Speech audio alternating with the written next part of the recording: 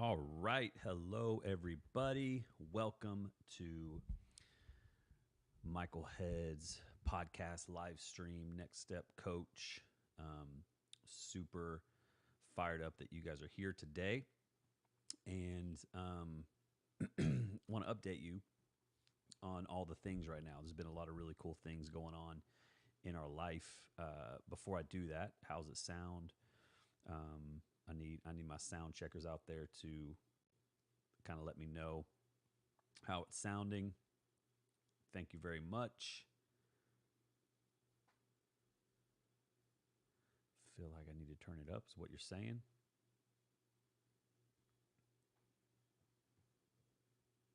All right. Okay. Also, if you have any questions, you'd like me to answer something, you have anything that I can help you with, please let me know. Working on a few more settings. Let's see, audio, mic volume. There we go, rocking and rolling. Good to see y'all this morning. And if you are watching on Instagram or you're watching on Facebook, I would love it if you could come over to YouTube. It's very easy. Just search YouTube or search Michael Head, and I should show up. So, man, let's see some updates. We spent last week at the lake, like pretty much Tuesday through Sunday. We spent at the lake, and it was awesome. Lake Brownwood. I did my first ever surfing, so I surfed for the first time behind a boat. That was pretty fun. Did all the things. I've been cooking on a Blackstone, which is really fun. Don't know if you do that ever. That's been awesome. And just a lot of really cool things last week. It's just been good to hang out with family, which is the reason that we moved to Texas. And everybody's talking about, oh, it's so hot in Texas. I can't believe that you would, are you loving the heat? Is the heat bothering you? I like the heat. Y'all know I got trauma, so I really like it a lot, especially for running and working out. It helps me to be better. Helps me to, I don't know. I don't mind it at all. Also, I don't know if you guys follow my wife on social media, but I want to encourage you to do that. She is, by the way, awesome, as you know. And, there may be some people that you are married to somebody or you have a family member that is struggling with depression, anxiety, and you're just like, man, I don't know how to deal with it. I don't know how to get through it. Man, she's walked through it with me, and I would encourage you to follow her. She's been sharing some things that are pretty awesome recently, especially just being real and being truthful about marriage. So like, she had a great post yesterday on Instagram just talking about like we show all the fun and we show all the stuff at the lake, like jumping off the dock and riding jet skis and eating crap and all the fun stuff, laying in a hammock. But then there's parts that we don't really share, or that people don't share because it's the parts that like they don't get many likes.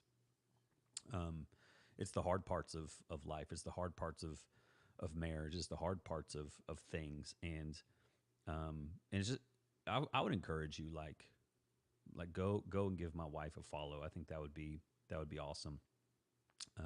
If she lets you follow her. I think she's private, so let her know that I sent you over, and give her a follow, because so yeah, and eventually we're gonna interview Erica Head.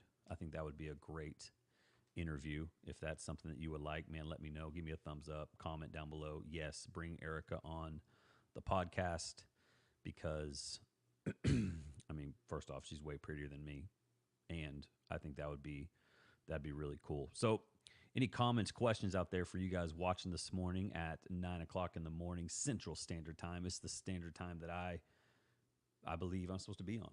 like the central time is the best, in my opinion. But um, so yeah, I've got some new videos out on YouTube. I don't know if you've seen them, but it's one of them is called "Leading with Your Butt."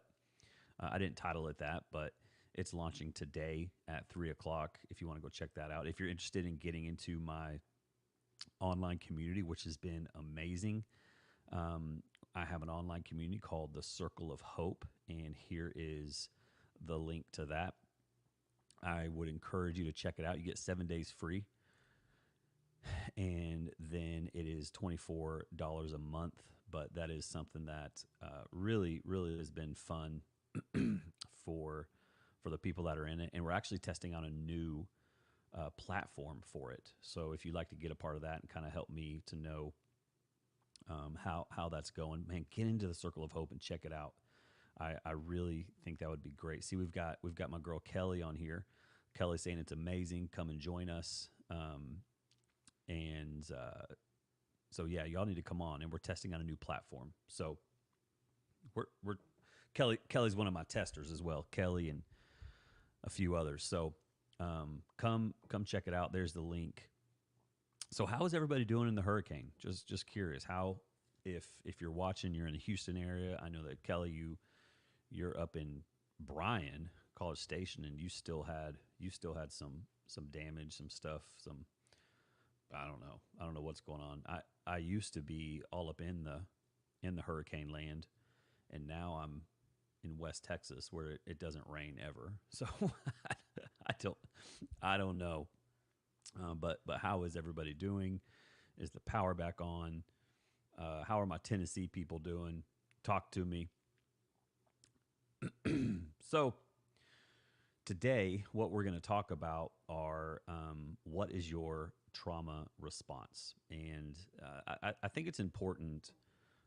Let's see. Kelly just said the eye just missed us. We had 60 mile per hour, 60 plus mile per hour winds, no damage, and we still have power. That's massive. That's huge. But that's such strong wind, like 60 miles an hour. Golly. What y'all don't see in this room right now that I'm in, so the other side of it is my son. He is laying in bed still. You can't see him, but he's laying there. So poor guy, he has to share a room with me as far as my office and his room. So he doesn't get to sleep in during the summer, especially when I have calls. I've got one client that I meet with at 7 o'clock in the morning on Wednesdays because they live in South Dakota, and so that's the only time they can get up and meet is at 6 o'clock their time. And poor guy, he just has to deal with it. So, and then me going live. Anyways, enough about that. Today, what I want to talk about, I want to talk about the 4 F's of trauma, and really, it's important to let me get my stuff situated here. Let me get everything going. And thank you guys for watching live. And I know many of you watch the replay, which is awesome. And I thank you for that. And put in the comments if you watch live or if you watch the replay. A lot of you watch the replay, and man, I think that's incredible. And thank you so much, because we'll have maybe 40 or 50 watching live, but then we have almost 1,500 that'll watch the replay on YouTube. And so I think that's pretty awesome. Very, very encouraged by that. So today, let's see here. Let's get everything going. I want to talk about our trauma responses. And if you have questions while I'm going, please let me know. But we all have a trauma response because our brains are wired to protect us from danger. And so things happen in our bodies, and things happen where our survival instincts will kick in automatically. Like it's automatic. Like the other day, we were at the lake and we were running. My wife and I were doing this 5K a day deal, and we're running, and this dog, okay, just comes out of nowhere. Now the dog was really not a threat, because I don't know if you've seen those fat wiener dogs that is just super overweight, and his little four legs just coming running at us. Um, and my wife's response was, he's coming, oh, he's coming. She kind of like backed up, and my response was, I kind of went forward and I went at it and wanted to knock it out. But that's a small response to trauma. But sometimes you're going to notice your response to trauma or to things that are going to cause you to have your survival instincts kick in. Like if it was a bear coming at us, I think our response would have been a lot different. Like, do we run? Are we just gonna freeze right there? Are we gonna start petting it?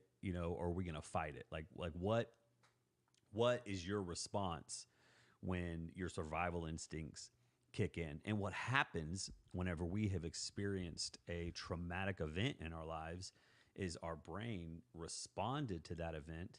And then when that event is triggered later on in life, the response hasn't changed because we haven't done the work to clear out the response. Literally in your brain, when that traumatic event happened, your brain was wired and everything was going smooth, and then boom, you have a trauma, and there's a separation between what happened and then the recovery of it. And what's supposed to be happening is they're supposed to be just going like a highway that's unbroken. Well, it got broken, and that's where whenever we're able to rest, when we're able to sleep, when we're able to process our day at night, when we're resting, we hit that REM4 level 4 sleep. So our eyes start going back and forth, back and forth, back and forth, back and forth. That is actually putting our day all back together, and it's processing things so that the traumatic event or whatever happened throughout the day doesn't affect us. But when we don't rest well, when we're constantly on screens, when we're coping with things, when we're drinking alcohol and getting wasted, when you're doing drugs, when you're doing things in your body to try to make you feel better just for the moment, and you're really not able to process, that's why the traumatic event keeps coming up as strong as it is, and that's why you're not healing, and that's why you're continuing to stay stuck in the place that you're at. So today I want to talk about what those responses can look like and what they show up even as adults. And you may have heard them. They're the 4 F's. And so the first traumatic response is fighting.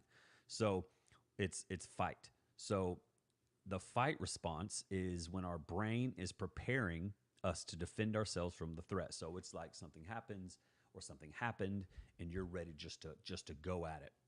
And again, none of these responses are bad. They are just an automatic response that happens to you.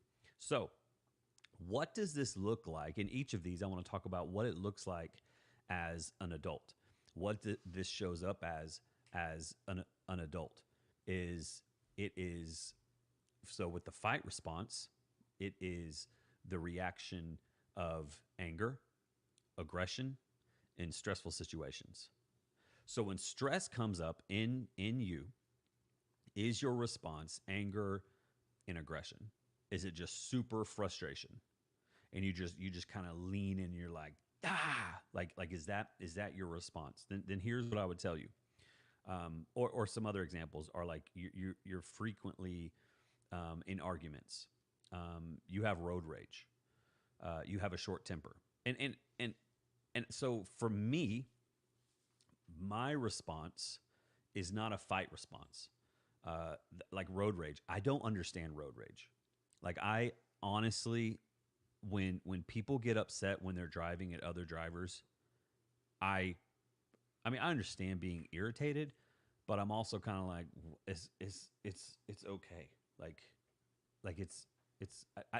I don't get it. Like I don't understand it. It makes me laugh because it's kind of pointless.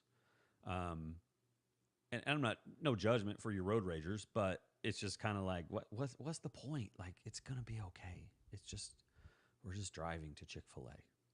So for you, maybe it does make sense though. Maybe it makes sense to be irritated and it just like drives you crazy and you want to fight. Like that's your response to certain things, or maybe that's your spouse's response to things. It's just like, just, and so that traumatic response is showing that's showing up in people. And so when I meet with my clients, I ask the question and we try to look back.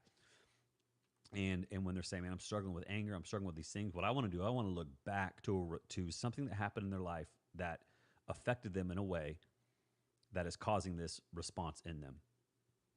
And so for you, you're able to do that. You're able to think, "Man, what is it?" But if you can't, man, let's connect and let's talk, because I would love to search that out. I would love to kind of see what is it that is causing this fight response in you. And I love it when I meet with my clients and we find it, and then we're able to work on it, we're able to pray over it, and we're able to move on, and we're able to give the next steps. And also, by the way, you can have all of these responses. So the first one is the fight response. The second one is, they call it flight. So our brain tries to help us escape or avoid the threat. So something's coming at us, and you're just running like, "Dah!" And you're out. You're not fighting it. You're running from it. So in adults, what this can look like is avoiding situations, avoiding people, or any responsibility that may cause stress. You're just avoiding it, like you're away from it. Other examples of this can look like procrastination, constantly changing jobs, isolating yourself from all social activities. So this is the flight response, showing up as somebody who puts things off, who doesn't want to go in public, who doesn't want to be around others, who avoids situations, who they would say that they're not isolating, but you're isolating because of this response in you is telling you that, "Man, if I do that," your body's like, "No, no, no." I mean, your body is saying, "Don't do this because that's going to be a danger. Don't go in public. Don't talk to these people. Don't like quit your job. Do these things." You're constantly in a space of high anxiety, and you are just leaving all situations, or you're not going into situations. And this is the flight response. And so I would say, as a child, or somewhere in your life, when something traumatic happened, I want you to think, like, go back to that situation and think, what was your response? And I'm going to give you an example of mine here in a second, of my responses when I was a child, whenever I was abused. I'm gonna tell you how I responded. It was not fighting. So this fleeing or flight, what was your response to the traumatic event? And maybe the traumatic event was divorce. Maybe it was your parents' divorce, or maybe it was your divorce, and it was just like, now you're kind of in a space where, "I'm never going to get married again. I don't want to date. I don't want to do these things." And so you're just like fleeing all situations that have to be social. And again, none of these are bad. These are natural responses that happen. But the cool thing about these trauma responses, is that we can work on them and we can heal from them. How do you know that, Michael? Because I'm living it. I'm living it out right now. So the third response is freeze. So we have fighting, we have fleeing, we have freezing. Freezing. So traumatic event happens and you just freeze. So bear runs at you full speed, you're in the woods, or you're just walking on the street and a bear comes at you, and your response is to freeze. So what does this look like? And why does this happen? Because your brain is telling you that it's time for you to be invisible or keep still so that the threat is going to pass. That's what your brain does. That's your response in that traumatic event that said, "Just become invisible until this stops. They're going to pass us by." In adults, what does this look like? This looks like feeling stuck. This looks like unable to act in stressful moments, to where if something stressful happens, somebody gets hurt, something horrible is happening, and you just sit and pause and you don't react. That's the freeze. Here's some examples that this might show up in you currently. Unable to speak up in meetings.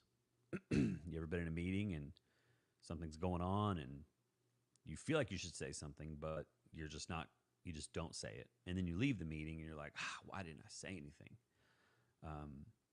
It could show up as that. It could show up as feeling numb, feeling detached, zoning out during conversations. to where literally you're talking and then you're like, I don't know what I was just saying. Because usually what happens in those moments, and you can say your brain just turned off, you can say all this stuff. Usually what happens is somebody said something, or you saw something, or you smelled something, and your brain just went, just froze. Because your brain's protecting you from what could be happening later on. Your brain felt like, we've been here before and it wasn't good, so I'm going to protect you. I'm going to turn you off. And this is the freeze response. The next response is fawning. So fighting, fleeing, freezing, and the last one is fawning. What this looks like is, so a bear's running at you full speed. You're in the woods, you're walking down the street, or a dog, or whatever it is. I don't know why I keep saying a bear. I just feel like that'd be really scary. So the bear's running at you full speed, and your fawn response is, "Hi, little bear, come here, little bear," and you're trying to pet the bear. You're trying to feed the bear a carrot. I don't know if they eat carrots, but you're trying to appease the bear in this conflict. And in adults, what does this look like? This looks like over pleasing others. This looks like neglecting your own needs for somebody else's. This looks like avoiding all conflict as much as possible. Other examples are saying yes to everything. To where maybe it's a work situation, maybe your spouse is asking you something, you're just a bobblehead where you're saying yes to everything.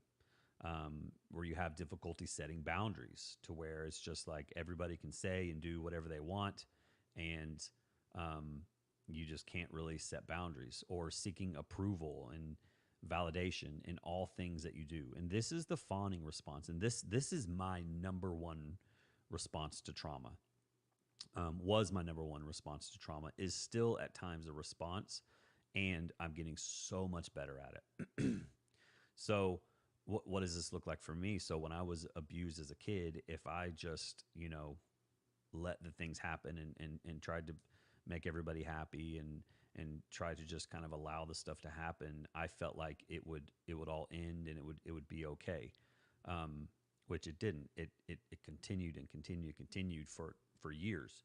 And so the fawning response then showed up in me later on in life, where I was saying yes to everything. So if I was given an opportunity to do something, I would say yes. If somebody needed something, I would say yes. I mean, literally, if anybody would call me at any time of the day, anything, I would stop what I was doing and I would go and help them under the name of ministry, to where I was like, this is what I'm supposed to do. I'm supposed to save the world.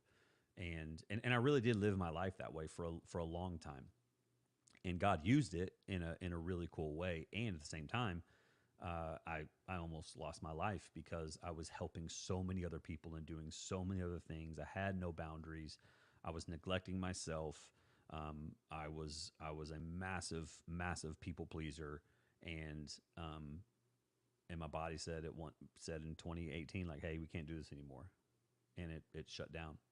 So the fawn response to me was my number one response. I would say my also what shows up is flight. Flight showed up a lot to where I would not even go into. I hated going on double dates. I hated going to dinners. I hated going to parties. I hated anything there were a lot of people, because it was just super. At the time, I didn't know why. I just thought I didn't like to do those things. Even though at the time I was preaching in front of a lot of people in big crowds and stuff like that. But once I was kind of off that platform, I couldn't go and hang out with other people. So that was the just trying to avoid things, isolating myself and my family during all that. And then, so yeah, my massive responses to traumatic events, it was fawning and fleeing. Now, still those show up. And sometimes I can overcorrect to a certain area. And it's neat now to know that I'm able to identify what's happening. So like this past weekend, we were at the lake, and there was an event that took place that was really hard for me. And my response was to flee. My response was to, I mean, literally, I was like, I'm out. I'm gone. I got to get out of here. I got to take everybody with me. I'm out. And what I noticed though, because I've been working very hard on my mental health, was like, no, that's not the right response. My body's reacting to something that is not that big of a deal, but in my brain was telling me this is a big deal, and it really, as I'm able to zoom out and see it, it wasn't that big of a deal. Was that super triggered and things were hard? I was. Did I leave the situation? I didn't. Did and that's awesome. Like that's healthy. That's a healthy response. And I do things for myself that I'm able to work on myself. I have tools in my tool belt that can help me to deal with certain situations. And this is true for you. You have tools. Like the Lord has given us so many things that we can use to be able to grow in our lives and be able to get closer to Him, and to be able to truly function whenever hard things happen, because hard things are going to happen. Hard things happen in our life. But the cool thing is that we are given tools, I believe, from the Lord to be able to deal with these things. And that's what I get to do. Like that's the best part about my job is I get to meet with people on Zoom. I have a few that I meet face to face, in person, but I love meeting with my clients. Like I've got three today. I'm so excited about it because I get to talk to them, I get to help them, I get to give them the tools to overcome the places that they feel stuck, and it's super fun because then when I check up on them, and I'm texting them or calling them, or they're in our community and we're talking, I get to hear how they're doing. Now, is it always great and perfect? It's not, but they are taking massive steps forward in their lives. Why? Well, they first realize, man, I'm tired of feeling this way, and I'm willing to do what it takes. I'm willing to, invest in my health. I'm ready to really take this because I'm done feeling this way. And I want to encourage you. And I'm not saying I'm the answer to everybody's problems. I'm not. Jesus is. But there's other therapists and other people.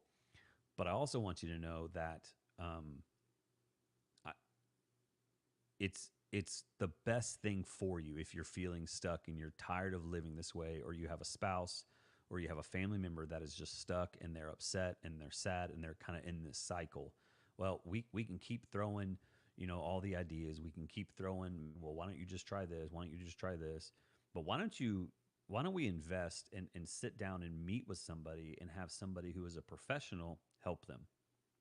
That's what I do, as far as for other people. And that's what I do as far as myself. I have a professional that I meet with that helps me, and it is so helpful. And so, what about you? Are you just going to continue in this cycle of these traumatic responses, and you're just going to allow this to continue to um, get bigger and bigger until you can't handle it anymore, and you're covering it with all the things that you know are unhealthy, with eating, with oversleeping, with alcohol, with gambling, with sex, with adultery, with your phone, with screen time? I mean, what? When is enough going to be enough? When is it going to be enough? When it's too late, or right now? You got so much more in your life to live. When these traumatic responses come, it's gone are the days of you saying, you know what, this is just how I am. This is my life. It's not true. That's not your life. That's not how it is. That doesn't have to be that way. Today, you can break the chain, you can break the cycle, and you can be set free. And I will encourage you to reach out right now. So, what questions do you guys have about anything that I just talked about? It's so good to see you guys on here, Andrea and Laura, Jonathan, Tyler, Darcy. Good to see you guys. What questions? Are there any questions at all? See you guys on Instagram. If you're on Instagram, I'd love it if you could come over to YouTube. That would be incredible. Also, if you're on Facebook, thank you so much, my Facebook friends. But if you could come over to YouTube, that'd be huge. I have a question here from Kelly.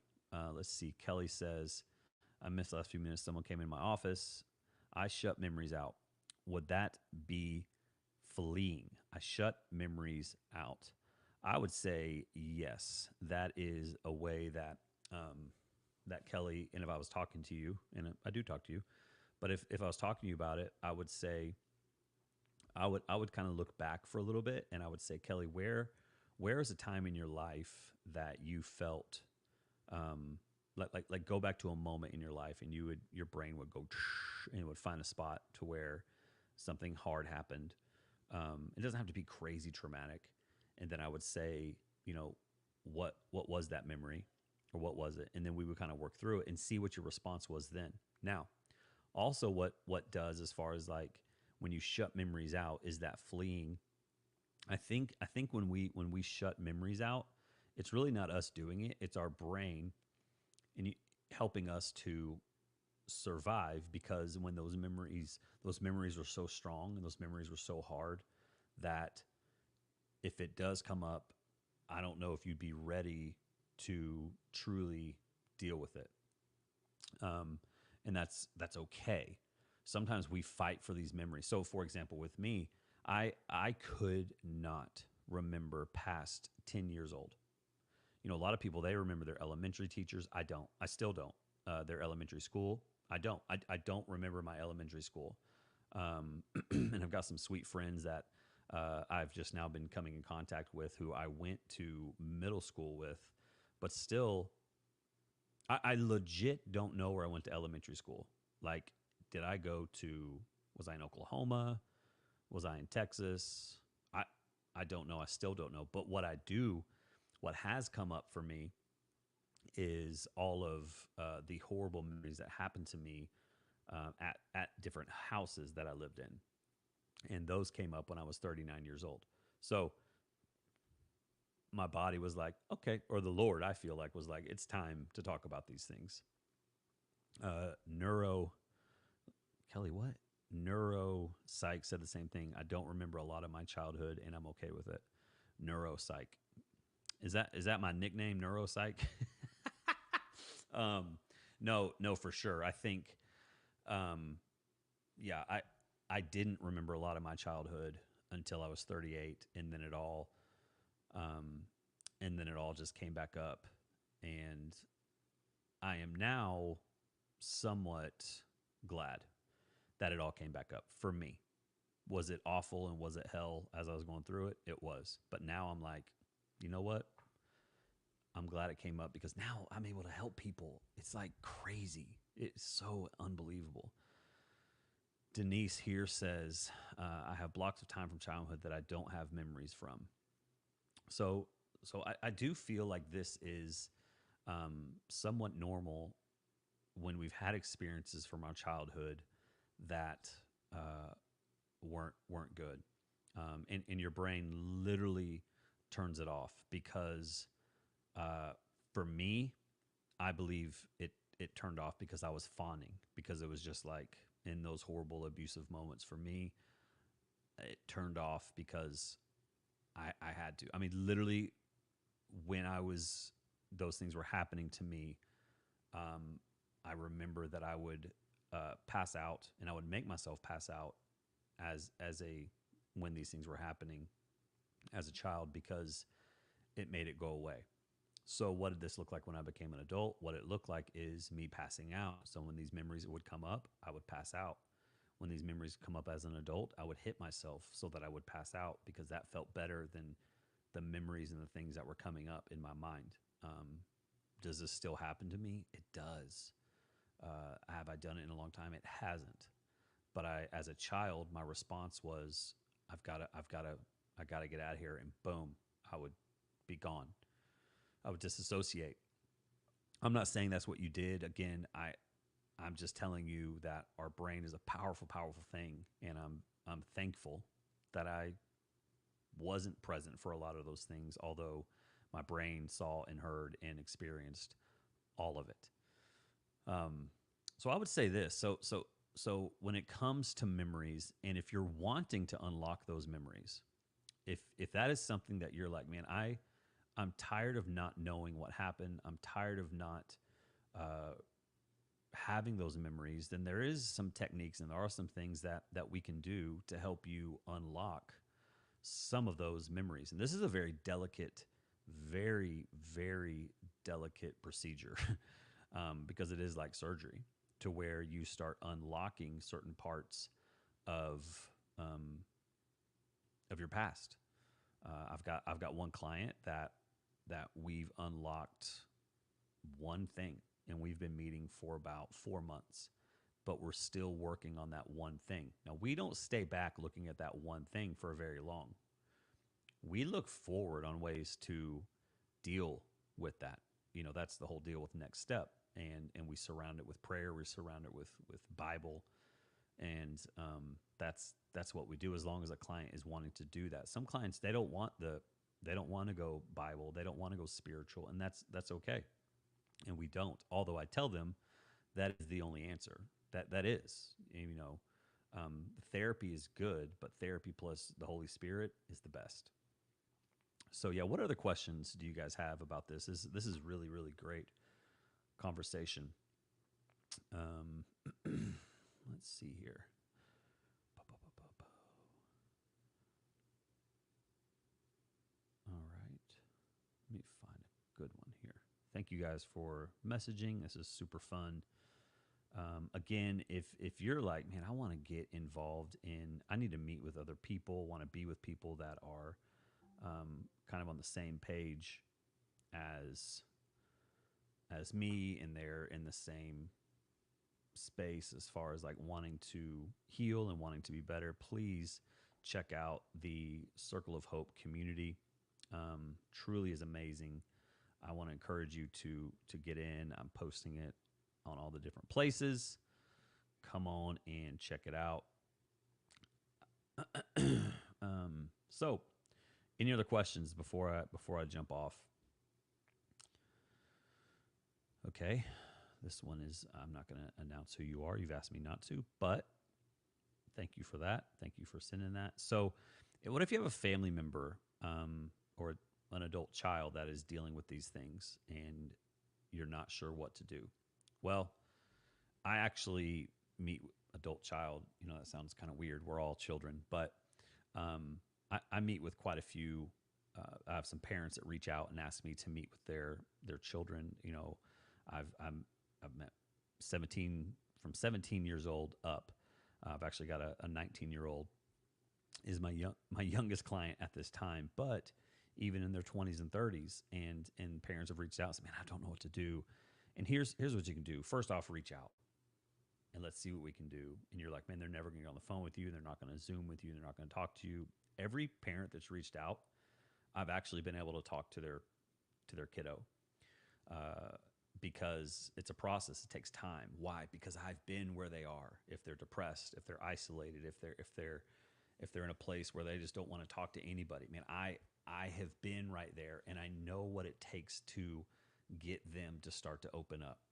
It takes time.